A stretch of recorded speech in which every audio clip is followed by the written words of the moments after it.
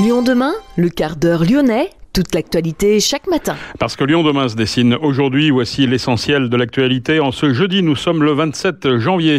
À découvrir dans cette édition un trafic de faux passes sanitaires. La ville de Lyon organise 2 journées de vaccination sans rendez-vous à la Duchère. C'est aujourd'hui et demain. Grève et manifestations interprofessionnelles dans le public comme dans le privé aujourd'hui. À noter également cette manifestation hier des chefs d'établissement et des intendants rassemblés à proximité de la préfecture. Une belle promotion pour le député de Villeurbanne, Bruno Bonnel, qui du coup quitte ses fonctions de député avant le terme du mandat. Gros plan sur les compagnons du Tour de France qui organisent ce week-end leur journée portes ouvertes à Lyon. Les bons chiffres du groupe lyonnais Seb. Et puis des nouvelles de l'Olympique lyonnais. L'OL qui dément tout accord avec Newcastle au sujet de Bruno Guimaraes. Lyon demain, le quart d'heure lyonnais, toute l'actualité chaque matin. Gérald de Bouchon. Bonjour à tous, bienvenue dans ce quart d'heure lyonnais. Mais avant de développer ces informations, sachez que des brouillards givrants localisés peuvent rendre les chaussées glissantes. C'est ce que rappelle la métropole qui a déclenché son dispositif de viabilité hivernale pour ce jeudi matin. Le traitement des chaussées a débuté cette nuit vers 3h du matin. Pas de neige annoncée, mais du verglas, notamment sur les ponts. Des phénomènes de neige industrielle peuvent également se produire à proximité des secteurs à fort rejet de vapeur d'eau. Un trafic de faux passes sanitaires. 13 personnes suspectées de participer à ce réseau de faussaires ont été interpellées dans les régions de Lyon et Paris. Ils auraient établi plus de 60 000 passes sanitaires falsifiées. Des milliers de passes sanitaires avaient été établies au nom d'un infirmier qui s'est fait pirater son compte professionnel d'assurance maladie. Mais ce professionnel n'avait jamais effectué de vaccination anti-Covid. Il a donc porté plainte.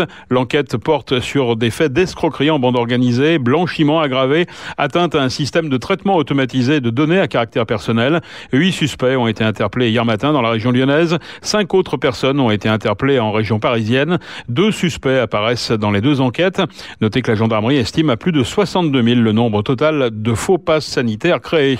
Les suspects auraient usurpé l'identité numérique de 35 médecins répartis sur l'ensemble du territoire national pour générer ces certificats de vaccination frauduleux, ensuite revendus directement à leurs bénéficiaires ou au profit de complices faisant office de revendeurs. La ville organise 2 journées de vaccination sans rendez-vous à la Duchère. Aujourd'hui et demain, la halle d'athlétisme Stéphane Diagana accueille en effet ce centre de vaccination éphémère. De 13h à 19h, toute personne de plus de 12 ans souhaitant se faire vacciner peut s'y présenter sans rendez-vous pour recevoir une dose de vaccin. La première, la deuxième ou le rappel. Priorité toutefois aux personnes de plus de 65 ans. Dans le 9e arrondissement, seulement 69% de la population a reçu un schéma vaccinal complet. C'est le taux le plus bas des 9 arrondissements lyonnais. Lyon demain, la radio lyonnaise a écouté partout dans le monde. Grève et manifestations interprofessionnelles ce jeudi dans le public comme dans le privé. Les syndicats pointent notamment du doigt les salaires en berne et un pouvoir d'achat en baisse pour les ménages avec des augmentations de prix pour les produits de première nécessité, de l'énergie ou de l'alimentation. Les personnels de l'éducation devraient battre le pavé aujourd'hui. À Lyon, le rendez-vous est fixé à 11h30 au Brotteau. Le cortège se dirigera ensuite vers la préfecture, un secteur à éviter. Une cinquantaine de chefs d'établissement et d'intendants étaient rassemblés hier à proximité de la préfecture. Ils s'inquiètent, eux, du retour d'un amendement à la loi 3DS, différenciation, décentralisation, déconcentration et simplification de l'action publique locale.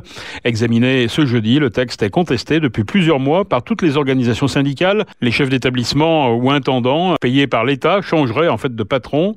Ils seraient directement soumis à l'autorité des collectivités qui possèdent et entretiennent les locaux scolaires, les régions pour les lycées, les départements ou métropoles pour les collèges. Le député de Villeurbanne, Bruno Bonnel, a été nommé en Conseil des ministres secrétaire général pour l'investissement. Dès lundi prochain, il pilotera France 2030, un plan doté de quelques 34 milliards d'euros pour réindustrialiser la France avec des technologies de demain. Bruno Bonnel est un marcheur de la première heure et un ancien proche de Gérard Collomb, impliqué dans de nombreuses entreprises, Infogrames, dont il fut le fondateur, dans le quartier de l'industrie, Atari, Robopolis ou Awabot. Bonnel avait annoncé de longue date qu'il ne ferait qu'un seul mandat au Palais Bourbon. Il démissionnera en tout cas de son mandat de député dès demain à vendredi. Lyon demain, un site internet, du son, de l'image, un média complet pour les Lyonnais qui font avancer la ville. Depuis lundi, un épisode de pollution aux particules est en cours sur le bassin lyonnais. La circulation différenciée est renforcée ce jeudi à Lyon, Villeurbanne et Caluire. Ne sont autorisés à rouler aujourd'hui que les véhicules affichant une vignette critère 0, 1 ou 2. Plus de 300 000 véhicules doivent rester au garage. En cas de contrôle, les contrevenants s'exposent à une amende forfaitaire de 68 €. Certaines dérogations peuvent être effectuées, notamment pour le covoiturage, si les passagers du véhicule sont plus de 3. Notez que les forces de l'ordre effectueront des contrôles du respect de ces règles et des limitations de vitesse sur les routes du département. Les compagnons du Tour de France organisent ce week-end leur journée portes ouvertes à Lyon. L'occasion pour Lyon Demain de mettre en avant cette méthode d'enseignement très ancienne, mais toujours aussi prisée. On en parle dans quelques instants avec notre invité. Depuis le sommet de la Tour Oxygène, Lyon rayonne à Paris, Bordeaux, Strasbourg, Monaco, Barcelone, Moscou, Shanghai, avec Lyon Demain. Ils sont reconnus pour l'excellence de leur travail, les compagnons du Tour de France, une expression qui peut paraître un petit peu désuète comme ça, mais pas du tout.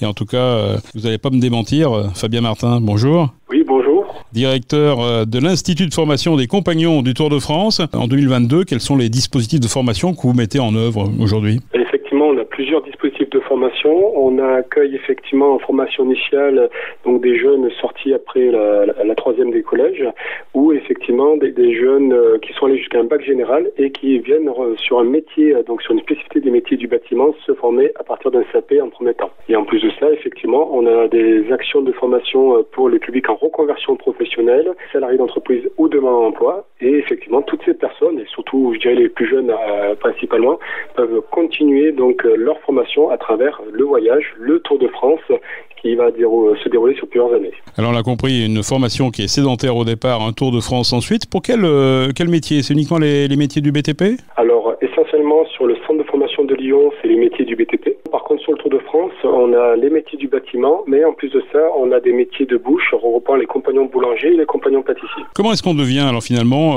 compagnon du Tour de France ? Comment ça se passe ? Alors comment on devient compagnon ? Effectivement, on va faire son Tour de France pendant plusieurs années. Pour pouvoir faire son Tour de France, il faut d'abord avoir dans ses bagages un premier diplôme dans un de ces métiers concernés. Donc ça peut être un CAP, ça peut être un bac pro, ça peut être un BTS dans le métier.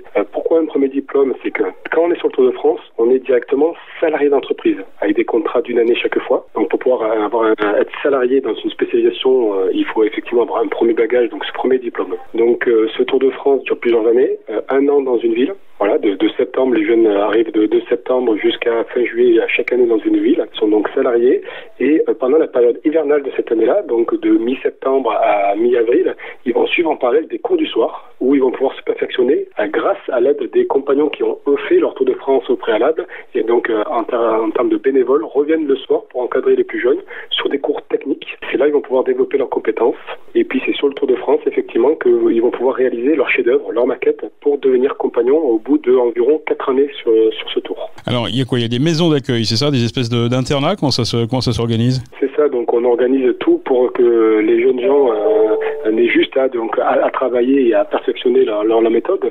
Donc en plus de nos centres de formation, nous avons des maisons d'accueil, maisons où on va appeler ça communément le siège des compagnons, la ville étape, donc pour pouvoir les accueillir. Donc ce sont des chambres généralement de 2 personnes pour qu'ils puissent avoir quand même de l'intimité, mais c'est vrai que c'est vraiment une vie en collectivité qu'ils vont avoir pendant plusieurs années, avec une partie de restauration où ils vont pouvoir manger tous ensemble dans ces lieux d'hébergement. Alors vous parlez de communauté ouvrière, en quoi cette émulation est-elle bénéfique ? La différence qui va se passer justement avec quelqu'un du même niveau qui va rester chez soi et quelqu'un qui va vivre en collectivité et qui va apprendre plus rapidement son métier, c'est qu'effectivement la force d'être en collectif, c'est de pouvoir justement prendre la richesse du coup culturelle, professionnelle, des compétences donc de ceux avec qui ils vont vivre. Ils vont avoir cette énergie justement à se mobiliser en même temps pour pouvoir justement apprendre ensemble. Et puis comme on va tout leur mettre en commun, c'est-à-dire que ces jeunes gens, ils vont avoir donc toute la documentation numérique, encyclopédie, ils vont avoir justement les ateliers mis à leur disposition, les salles de cours mis à leur disposition, les compagnons qui vont revenir avec chacun leurs compétences, les compagnons sédentaires, les chefs d'entreprise, des dessinateurs concepteurs, des responsables d'ateliers qui vont pouvoir passer au quotidien, leur donner donc du coup leur transmettre leur savoir, qui va faire du coup un accélérateur de croissance par rapport à quelqu'un qui va essayer d'apprendre tout seul dans son coin. Alors je crois qu'il y a au programme 1 à 2 villes par an. Pourquoi c'est si important ? Les techniques ne sont pas les mêmes si on est en Bretagne ou si on est dans les Alpes ou à la Croix-Rousse ? C'est ça, on pourrait se dire que du coup en 2022, les techniques sont de plus en plus uniformisé, mais même qu'en voyageant uniquement dans la métropole, d'une région à l'autre, il y a encore pas mal de techniques différentes. Pour parler du métier de maçon chez nous, où les maçons, donc sur la région de Lyon, vont apprendre plusieurs techniques, mais on a des jolies entreprises du coup représentatives du savoir-faire du béton armé. Par exemple, ces jeunes-là l'année prochaine partiront sur la ville d'Arras, où là on va travailler plutôt avec un matériau plus traditionnel, avec la brique. Donc vous voyez, donc du coup des matériaux différents, des techniques différentes. Et ce qui est vrai pour les maçons va être vrai pour les couvreurs, va être vrai pour les menuisiers, va être vrai pour les charpentiers et tous les métiers. Alors vous parlez de compagnons, de jeunes gens. Est-ce qu'il y a aussi des jeunes filles ou est-ce que c'est uniquement des garçons? Alors non, le compagnonnage est mixte, est ouvert du coup aux jeunes gens, et c'est là que je voulais dire du coup les gens en général, hommes et femmes. On a majoritairement les métiers du bâtiment, donc ça va intéresser plus un grand nombre du coup de jeunes hommes, mais dans les métiers du second œuvre, qui sont en menuiserie, qui sont du coup en peinture par exemple, ou en plâtrerie, on va avoir donc des jeunes filles qui sont intéressées dans ces métiers-là, et également aussi dans les deux métiers de boulanger et pâtissier. Alors ça veut dire un investissement quand même qui est important, hein, on l'a compris, 4 années à travers les routes. Comment c'est compatible avec une vie de famille? Alors après, c'est vrai qu'effectivement, il faut que ça convienne à tout un chacun. C'est vrai qu'on conseille fortement de pouvoir partir assez jeune, je dirais, sur le Tour de France, donc après un CAP ou un bac. Donc généralement, quand on a fait un cursus classique jusqu'au CAP ou jusqu'à un bac, on va arriver sur son âge de 17-18 ans. Donc je dirais que c'est l'âge idéal pour partir sur le Tour de France. Mais aujourd'hui, les jeunes partent du coup sur le Tour de France de 17 à 28 ans, hein, s'il faut donner une image. Nous, on ne donne pas d'âge, mais c'est vrai que c'est l'âge idéal du coup de 17 à 24 ans. Et c'est vrai qu'à ce moment-là, voilà, on n'a pas encore fondé sa famille. Partir plus tard, ça serait un peu plus compliqué parce qu'effectivement, comme vous l'avez bien dit, hein, après du coup, on vit en collectivité, on peut être à 300, 400, 500 bornes de chez soi. Donc du coup, si on est déjà engagé du coup dans une vie en couple, c'est un peu plus difficile. Mais il y en a qui le font ou qui voyagent justement en commun et donc leur compagne du coup ou compagnon mais leur compagne prennent du coup des emplois année après année du coup pour les suivre pendant ces quelques années. Oui, c'est une belle preuve d'amour finalement. On peut le dire effectivement. Ouais. Alors une formation, on l'a compris, qui était basée sur la transmission des savoirs, ça veut dire quoi? Ça veut dire qu'une fois formé, on doit ensuite s'investir dans cette transmission? C'est une obligation ou c'est une option? Comment ça se passe? Alors quand on devient compagnon, effectivement, on est en premier, du coup on est venu pour se former, pour apprendre soi-même, mais pour le devenir, c'est vrai qu'on adhère du coup justement à ces valeurs des compagnons qui fait que du coup on essaie de toujours bien faire son emploi, de bien faire son travail, c'est pour ça qu'on parle de l'excellence à ce niveau-là, mais aussi on s'engage justement à dire que le savoir il nous appartient pas, il nous a été appris par d'autres, mais on est là justement pour le retransmettre du coup à des nouveaux arrivants du coup dans le métier. Donc effectivement, ça fait partie d'une des valeurs des compagnons de retransmettre. Et une fois qu'on a fait ce Tour de France, on a finalement un nouveau diplôme. Est-ce que les débouchés en termes d'emploi sont importants? Est-ce que quand on va sur le marché du travail, on dit ah bah oui, on va plutôt recruter cette personne parce qu'elle a fait le Tour de France? Alors c'est vrai que le Tour de France, c'est plus vieux que tous les systèmes d'apprentissage scolaire ou alternance. Donc il n'y a pas de diplôme en tant que tel, mais effectivement c'est une formation qui est bien reconnue du coup par les branches professionnelles, par les entreprises, et ils le remarquent assez vite là-dessus. Donc effectivement, ils n'ont pas de difficulté de trouver de l'emploi derrière. Après, donc pendant le Tour de France, effectivement, on travaille la journée chez un employeur. Le soir, il y a des cours du soir justement, et ces cours du soir peuvent être encore en plus du coup couplés avec les cours du jour qu'on peut faire en tant que formation sédentaire pour pouvoir passer des diplômes complémentaires à ceux déjà acquis avant de démarrer le Tour de France. Donc ça, c'est une possibilité de se perfectionner et de valoriser par rapport à des diplômes. Après, au niveau donc des emplois derrière, ça va être du coup assez variable, mais souvent du coup ce sont des personnes qui ont envie de prendre des responsabilités dans l'entreprise, donc soit qui vont créer leur entreprise en termes d'artisans ou prendre des postes plutôt du coup de responsabilité d'une entreprise un peu plus grande ou plus tard créer du coup des entreprises plus grandes ou reprendre une entreprise plus grande de capacité.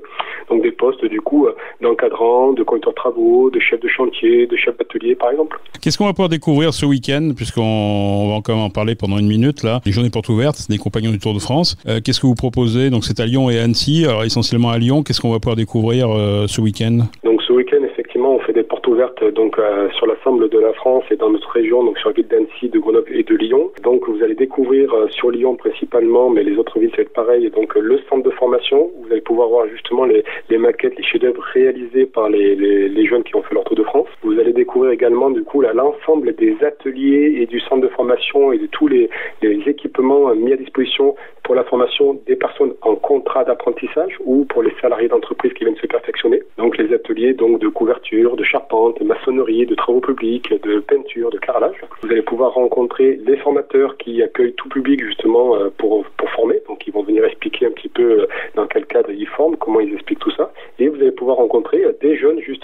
sont actuellement sur le Tour de France, qui vont animer des ateliers pour faire découvrir ces métiers. Voilà, et rendez-vous sur le site compagnon du tourdefrance.org pour peut-être s'inscrire et en tout cas avoir des infos sur votre dispositif. Merci Fabien Martin, directeur de l'Institut de formation des compagnons du Tour de France, et rendez-vous ce week-end donc pour ces journées portes ouvertes. Merci à vous. Seb annonce une année de vente record en 2021 avec un chiffre d'affaires historique dépassant les 8 milliards d'euros. L'e-commerce fait un bond de 17% par rapport à 2020. 2021 est une belle année pour les ventes en Europe et à l'international. D'excellentes performances en Chine et en Amérique du Nord en particulier. Seb emploie plus de 1000 salariés à Écully, son siège, et près de 30 000 dans 150 pays. L'Olympique lyonnais vient de se délester de l'un de ses plus gros salaires. Le club a annoncé avoir trouvé un accord pour une résiliation à l'amiable du contrat de Marcelo. L'Olympique lyonnais qui a démenti tout accord avec Newcastle au sujet de son joueur Bruno Guimaraes, et ce malgré une offre de 40 millions d'euros. C'est la fin de ce quart d'heure lyonnais. Merci d'avoir suivi cette édition. On se retrouve bien entendu dès demain, vendredi, pour la dernière édition de la semaine. Passez une excellente journée.